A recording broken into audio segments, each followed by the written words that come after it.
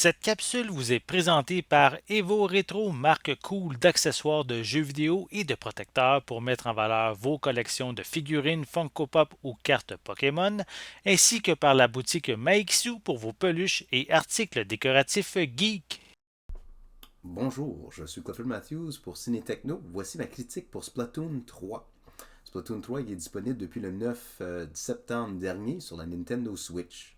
Pour ceux et celles qui connaissent bien Splatoon 1 et 2, c'est la suite. Et puis la suite de ce jeu, ou l'histoire de ce jeu, l'objectif de ce jeu, c'est vraiment un gros jeu de paintball pour essayer de peinturer avec son fusil ou son arme les endroits afin de capturer le plus de zones possibles.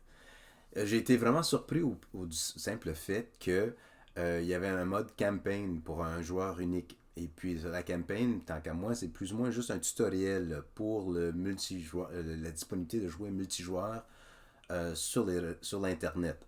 Par contre, euh, je, pour la Switch, je n'étais pas membre de le multijoueur, mais ça m'a convaincu de l'essayer. Alors, je me suis abonné et je dois dire que je préfère le mode multijoueur en ligne que la campagne. La campagne est beaucoup trop simple.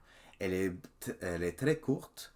Oui, il y a des casse-têtes et des énigmes à résoudre, mais en même temps, c'est pas vraiment. Peut-être je suis pas la démographie auquel on cherche à plaire, mais je les trouve vraiment trop simples et beaucoup trop faciles à trouver la solution.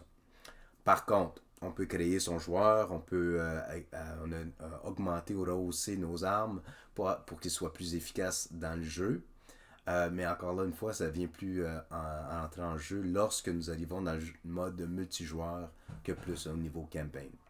C'est dans un monde vraiment là, bande animé plus ou moins japonais aussi, qui, pour ceux et celles qui sont amateurs de ce genre, vont adorer, vont aimer.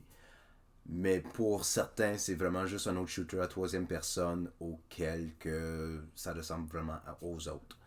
De ce que je peux voir, ça ressemble beaucoup à Splatoon 2. C'est vraiment un rehaussement de Splatoon 2 et non simplement une suite.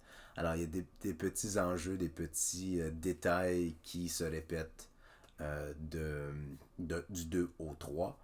Mais en somme, c'est un jeu divertissant. C'est pour ceux et celles qui n'ont pas eu la chance de jouer un et 2, je vous suggère, si vous avez déjà joué le deuxième, moi je vous suggère tout simplement de continuer à jouer le deuxième parce que les changements du 2 au 3 ne vaut vraiment pas la différence de prix, si vous voulez. Alors, encore une fois, mon nom c'est Clifford Matthews pour Ciné Techno. C'était ma critique pour Splatoon 3. Merci et au revoir.